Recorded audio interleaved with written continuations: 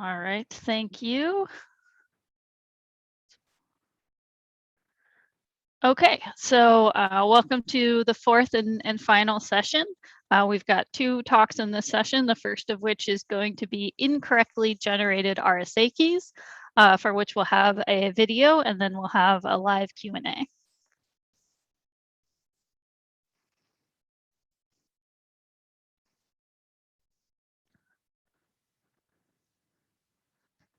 Hold on just a second, let me find the right file, which I should have done before.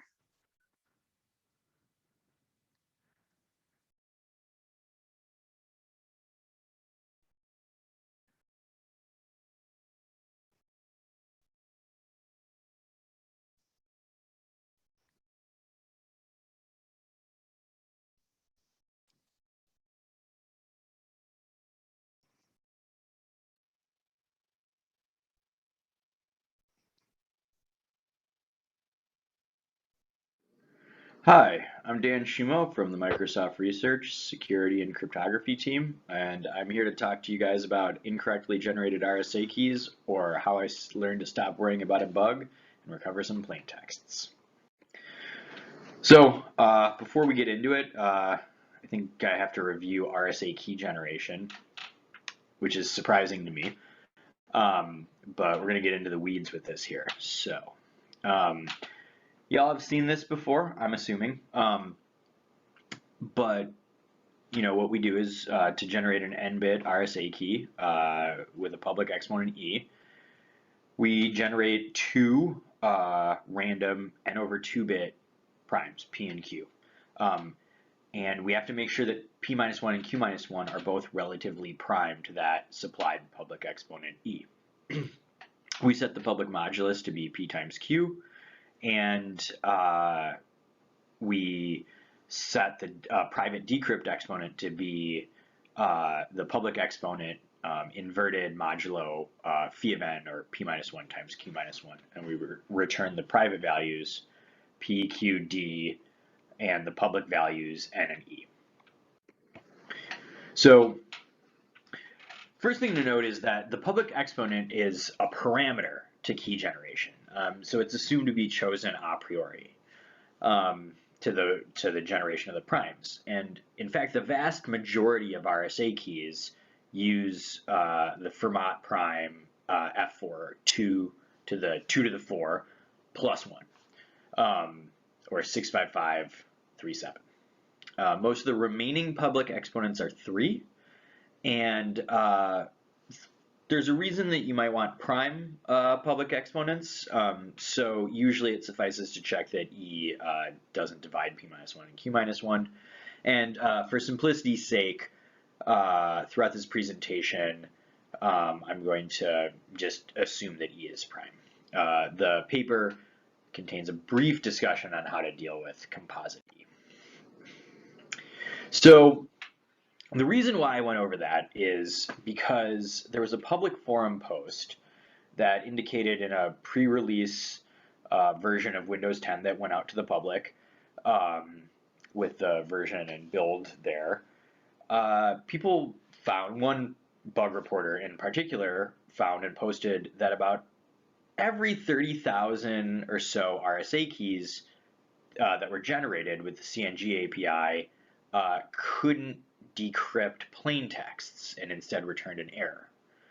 The bug reporter found that in these cases, they debugged down and they found that in these cases, the public exponent, 65537, in fact divided one of p-1 or q-1. And exponentiating to the calculated decrypt exponent that was included with those keys did not at all map the generated ciphertext to the plain texts. So, and also, we can note that if E divides p-1 times q-1, then this notion of D having a multiplicative inverse isn't even well defined. So it's not even clear what that decrypt exponent was. And so it's important to note that encryption can occur before calculating this decrypt exponent.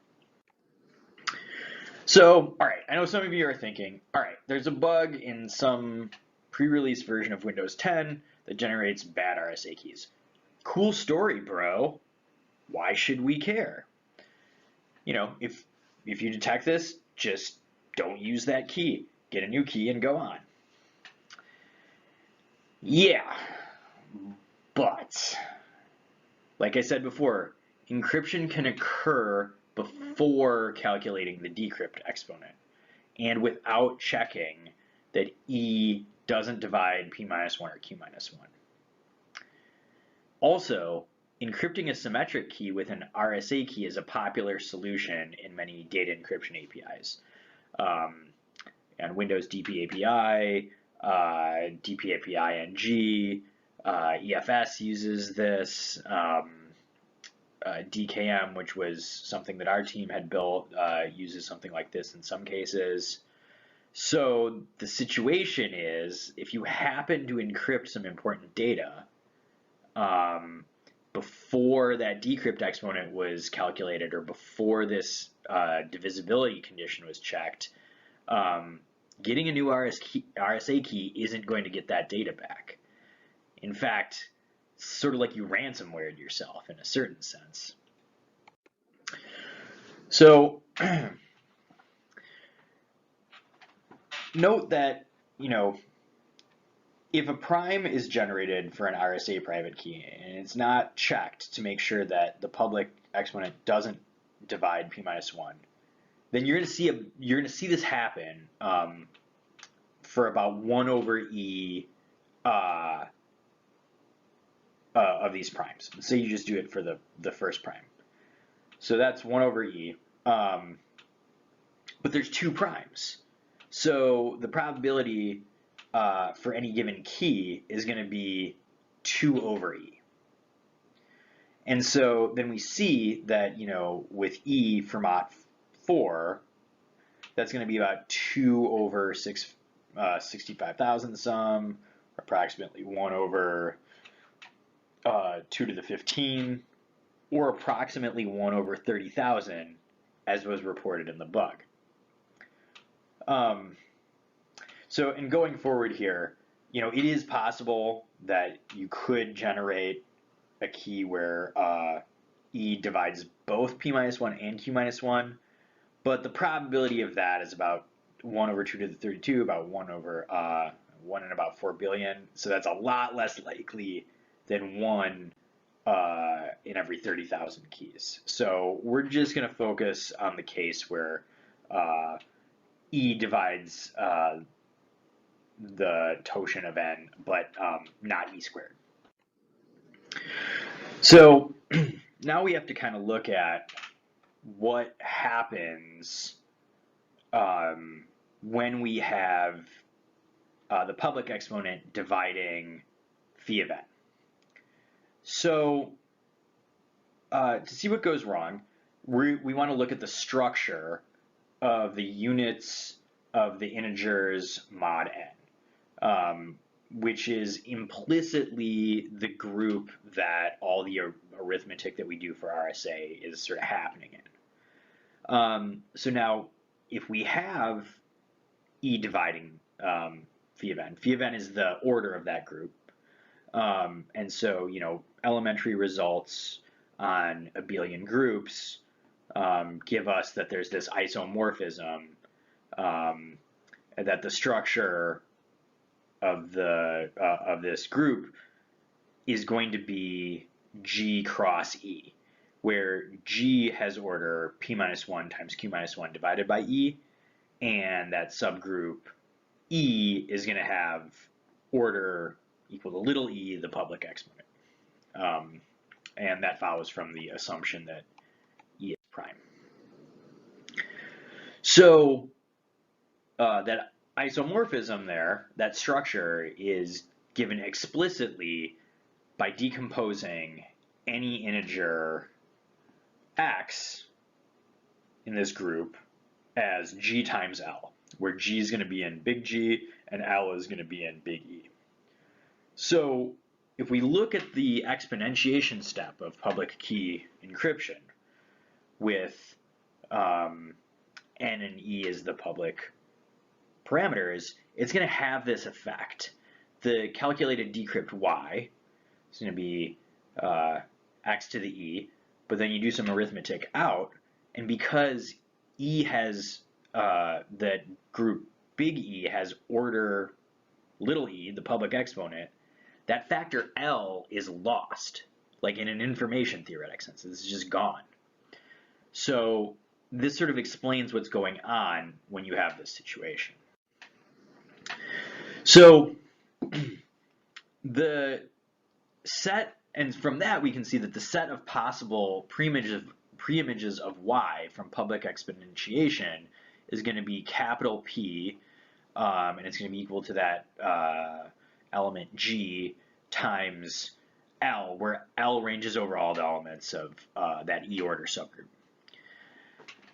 And so when we look at it like this sort of gives us the hope that the lost plaintext might be able to be recovered. Now, if public exponents were general length, this wouldn't be possible, but as I noted before, the most common is 65537, and this is only 17 bits long, so that's a trivial search space for us to look over on a computer. So the first thing we need to do is figure out how we're going to enumerate over the E order subgroup. And so we have this algorithm that's going to help us find a generator of that group. So what we do is we first calculate phi tilde, and that's going to be defined to be p minus 1 times q minus 1, all divided by e. Okay, and then we set g to be 1. And then we repeat this loop where we're just going to iterate over. So we first look at g equals 2, and we just try exponentiating g to phi tilde mod n, and then we just do this loop until the result of that is not 1, and whenever we see that, we return it. So using the same argument from before, we see that, you know, g can be broken down as x sub g times x sub e, where x sub g is going to have order phi tilde, and x sub e has order e. And so we see that we annihilate that part that doesn't have the order that's the public exponent, and we're left with x sub e to the phi tilde. So because e is prime, no higher orders of e divide phi of n, and the assumption that e is a prime order group, so all of the elements are going to be generators of it. Now, of course, an iteration could fail to find a generator if that x sub e component were 1 mod n, and this is going to happen with probability 1 over e, not that often, and the probability of success is going to is increasing sort of exponentially. So we expect that this is not going to, it's just going to be found in a small number of iterations. So that's, you know, going to be familiar to anybody who works a lot with elementary number theory, but it's worth going over just in case it's not fresh in your memory. So, okay, so now that we've got that generator of the E order subgroup, we can get a sketch of how to enumerate over all the possible plaintexts. So, you know, we assume that we know the prime factors p and q, and then what we do here is, again, we calculate our phi tilde, we compute the decrypt exponent d to be e inverse mod phi tilde now, and we use that as our decrypt exponent to retrieve A. Now we use that last algorithm to get a generator. We initialize an empty set, and we're going to iterate over all the powers of that generator and multiply them times that resulting value A that we got from our modified decrypt exponent, and each one of those is a candidate plaintext. And we do this for all E powers of G to the E, and then we return that set of potential plaintexts. So that loop, it iterates over the set of all of the possible plaintexts. And that loop is also going to determine the scaling, so that we can see pretty easily the algorithm has runtime order E. And also the output set has order E, which is going to have to be searched to find the correct plaintext. Which is not great. I mean, it's possible. Like, if you really have some data that got lost that's very valuable that you want to find, okay, you can find it. But this can actually be improved by filtering out invalid plaintexts by considering plaintext padding. So now I'll talk a little bit about asymmetric padding modes. So the operations that we do in RSA, as mentioned before, are performed in a certain multiplicative group. And that's contained in the ring of integers mod n. But messages are bit strings, so we need to map them into that ring to begin with. And then also, we don't want attackers to be able to just be encrypting raw input and having you decrypt it and do operations with that. So it needs to be structured to try to help against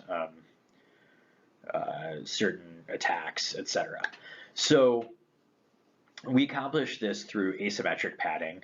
And you can think of it as a pair of functions, a format function and a verification function. The format function maps n-bit strings into the ring of integers mod n, and the verification maps elements from the ring of integers mod n to either the messages or a fail symbol. And so that's how, it's sort of abstractly how padding is done. So with that sort of abstract definition in mind, we can go back to that plain text enumeration algorithm, and we can now just add an if statement inside the loop, where we just do a plain text padding check on the potential plaintexts that we're getting out. And we only add them to the set of potential plaintexts if they have valid padding. So that's going to greatly reduce the size of our set of potential plaintexts. So in practice, the two most widely used RSA padding modes are PKCS1 version 1.5 and oaep. PKCS1 v1.5 is older, and it can lead to fault injection and side channel attacks, so it should be avoided. oaep is more modern. It has some provable security properties. And just completely in practice, using these really helps filter out a lot of false positives and really reduce the number of potentially correct plaintexts. So first, I'll make some comments about PKCS1 version 1.5. So that takes a message of m bytes, where m is the modulus length in bytes minus 11, and we have to generate a random non-zero padding string. And the padded bytes, the message is padded out to be an integer of length, of the modulus length, with the leading byte of 0, the second most significant byte is 2, Then there's that random non-zero padding string, a 0 byte, and then the message. And this is interpreted as a big endian integer and encrypted with RSA, as we would usually expect. So we can detect incorrect PKCS1 v1.5 padding of a random plaintext candidate as follows. If the most significant 2 bytes are not 0 and 2, and that's going to occur with probability 1 over 256 squared, or 2 to the 16. The details of calculating this are in the paper, but the probability that random plaintext candidate has at least 8 valid non-zero bytes of padding is 31 out of 32. And combining those two probabilities and then multiplying by the E plaintext candidates that we're going to check tells us that the expected number of false positives looking through there through a set of size Fermat 4 is going to be just under 1. So we would expect that most of the time that we do this, we're going to find at least 1 false positive. So the other option for asymmetric padding is OAEP. And here we have, what we do is we have a message that is of length n minus k0 minus k1. It's padded out with 0 bytes, and then a random value. That random value is fed into this hash function, which like an implementation of a random oracle model that gives us n minus k0 bits, which are XORed with the m0 padded out. That output is then fed into another hash type function, h, which outputs k0 bits, and that's used to mask off that random seed by XORing. And then the outputs of those two masks are concatenated together, and that is fed into RSA encryption in the usual way. Now that might look a little familiar. It's actually a feistel network from symmetric cryptography. Those functions G and H are supposed to implement random oracles with the correct number of bits, respectively. They're implemented by iterating a standard hash function. By the way, that example that I gave you is not exactly how OAEP is implemented out there in the real world. It's just a much simplified version that simplifies our discussion here. So in practice, the length of R and the zero string padding have at least the hash digest length H, where that's the hash that's used to instantiate those G and H functions. And so the probability that a random string is going to pass this padding check is the result that you reverse that feistel network and get zeros, all zeros in the correct place. And that's going to be at most 2 to the negative H. So when iterating through E possible candidates, we expect to see E over 2 to the H false positives, and in what that means is in practice, we don't expect to see any false positives with OAEP. So I implemented all this, which confirms that analysis that was done. It's done in Python, and it's been made available on GitHub. The URL is here. For an incorrectly generated RSA key with a 4096-bit modulus and the usual Fermat 4 public exponent. The script runs in under 30 seconds on my Windows 10 laptop. It's a Core i7 2.6 gigahertz, 16 gigs of RAM. For smaller key sizes, it runs in seconds or under a second. For 8192, it takes several minutes, but still it's possible to run. It's released under the MIT license if anybody needs to use it, wants to play with it, and it's self-contained with no dependencies other than Python version 3.4 or greater. So now I'm gonna talk about RSA key generation in simcrypt. So simcrypt is the underlying crypto implementations in Windows and the CNG API. It has been released as open source on GitHub, and you can find it at this URL. It wasn't released on GitHub until after the build of Windows 10 that had this bug in it. And if you review the history of the code and the pull requests and everything, you see that from when it was uploaded, this bug had been fixed. And if you're interested, the relevant code is in RSA key.c and primes.c.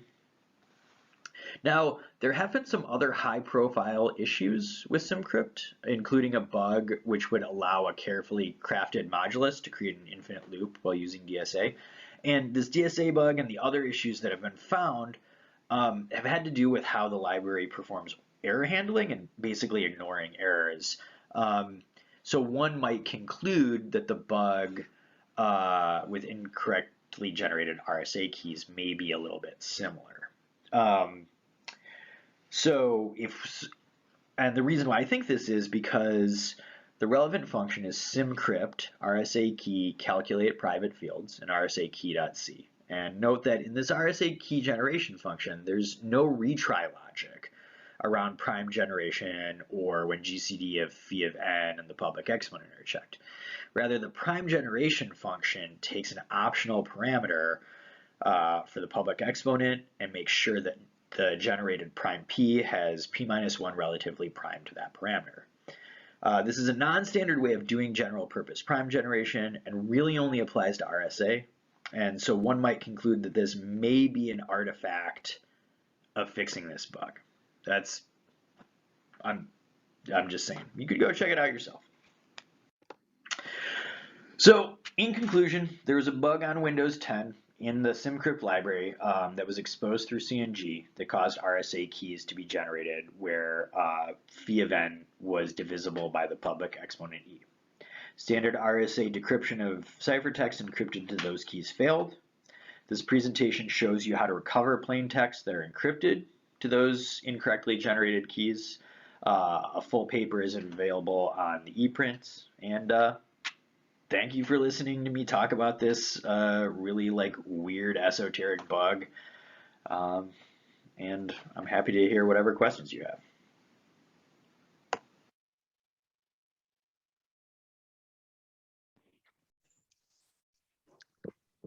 All right, thank you. So people can feel free to put any questions in the chat or in Sulip, or just jump. It looks like Tomer has a question to start us off. So it's not really a question about the paper, but I'm curious, why would you have a bug like this in Windows 10 in one of the pre-releases? So why do you need to rewrite the whole thing between Windows versions? A good question. One that I would direct towards the Windows software engineer in charge of the crypto. And that's Niels Ferguson. Yeah, okay. Thanks. Yeah, so you should ask him. I asked him that and I didn't get a good answer. So he probably didn't write the code. No comment.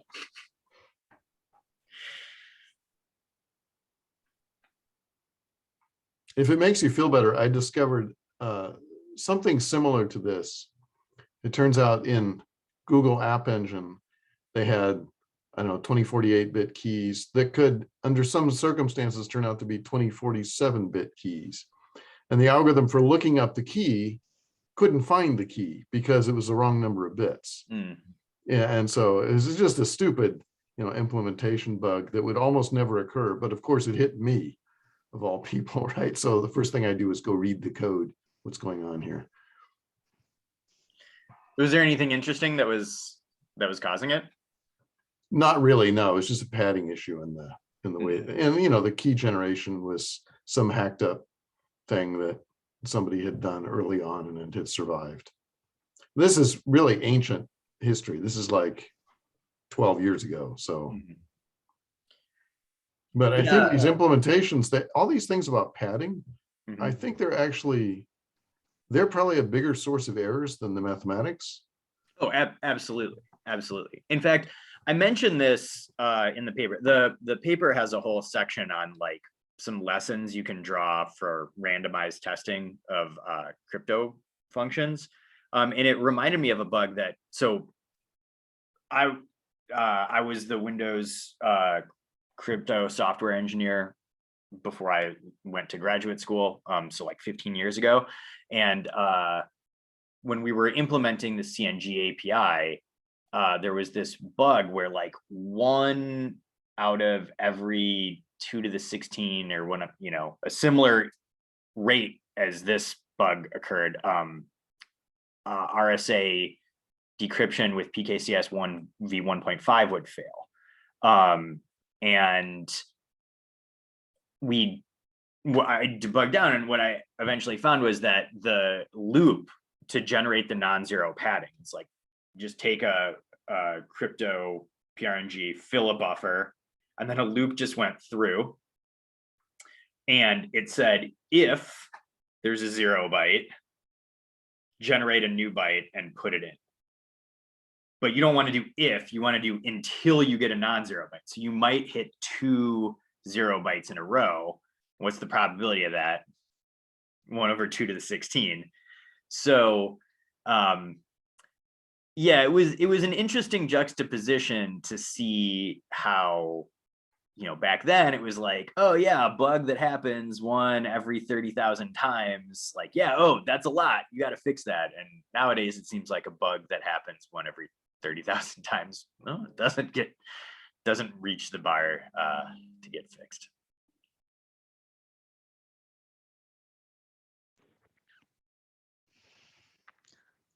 All right, so let's thank our speaker again. And all right, so moving on